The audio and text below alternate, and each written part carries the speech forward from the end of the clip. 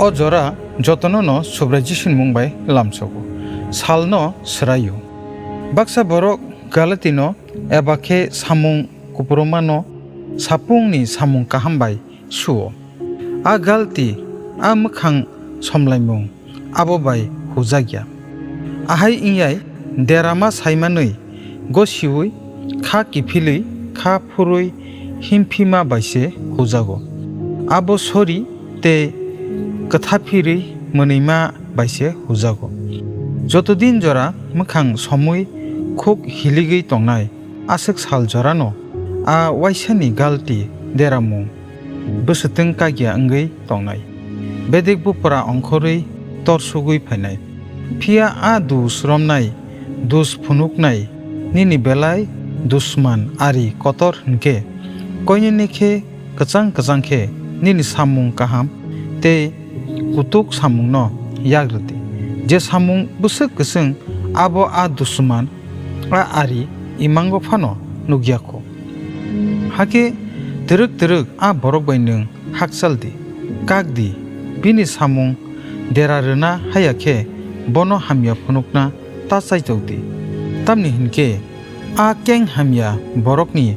dus ase hilik abo bo gurumsa klaifru nini sago sipnaise nung bono nakardi hinba bono sak pheddi pokdi borokni langmawo thangma himawo jatre jat podre pod borok bai malayo matong ma himo machao butrang ungmung ungo manjago borokno sinina nango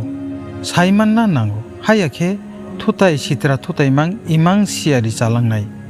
nung ang wansugo angba tamni asuk manjakha ani achaima ba belaide chalia diari kapkarak jeremia bo dukho kosto lachimung birman manjakpuru omohai khuk kengkha jeremia busap berem nuichi butang chibru ang achaima sal sraimung nangjak ungthung ama ano oguchuma sal hamari korei ungthung kaitor subrayung bebak salnono hamari rejak hamari ganang phia bigra kaitor subrayung bebak salnono hamari rejak hamari ganang phia bigra mangsong songjak jihudi dophawo thenta habugrani yago sal klaiya pohor soguya monak alongo chopjagui satokjak waisa hantani waire wai chopjagui tekto manfuru jeremaya salno sraima nugo khoroksa borok kaham ke saka kathang hingke ma bachanai bacha khe ma himnai sangsarni aidano ungkha himnani kathang rok kurungsa kachai tongmanya himkhe nung malainai buini hokjak lamano ma himanu abo haikok korei nana thagu ma phasongni kok muitu khlainai di borok bebakno hogo himo khlaiye huk chawi nini ani langmano oro tubui phaibayo nung no nini langmani lamano sayi hogui mahimnai nono kasunai nono lachiman rwnai borok sungsara belai tongo siwi siawi kwbangma borok nono satogo pitogo sepleo kadulo kafigo kachigo khyo khiklayo kulo srayo thesra khesra khlayo nung khlainaile khlainai tabuktamo khlainai nini kokno segei nono phörungnai borok malainai nung chengmani samungno hijack khlaiye khogui ungthotok yadedeng wathre borok nung malainai nini uklogo yakurai karere khe nangsraisa ungsai tongnai bo tongnai kebeng nini yagra samo dasa pling dajla rokbo tongnai munisuru nini buskang ude ingya lengcha bororok tongnai sakni borokbo te aribo bachanai dusromnai khichiknai nungbo kaslema jora tongo afruno buinono juit kheromnai te nahaya borok helengsa phutani karisai nono phunuksai tongnai belai kwbang kuk manjakma bagui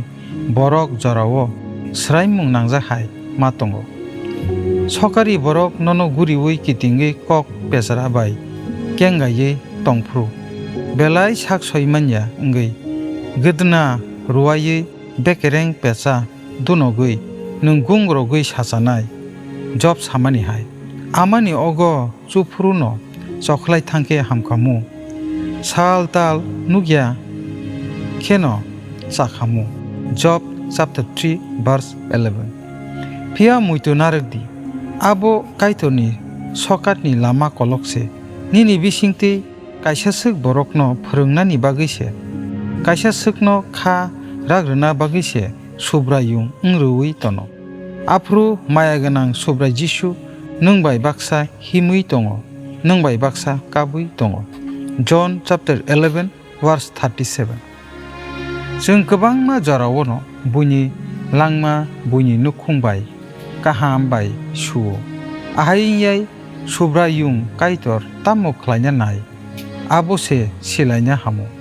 kaitor ungkha kaham bo mungsa phano hamya ni bagui khlaiya rsamung kaisa tongo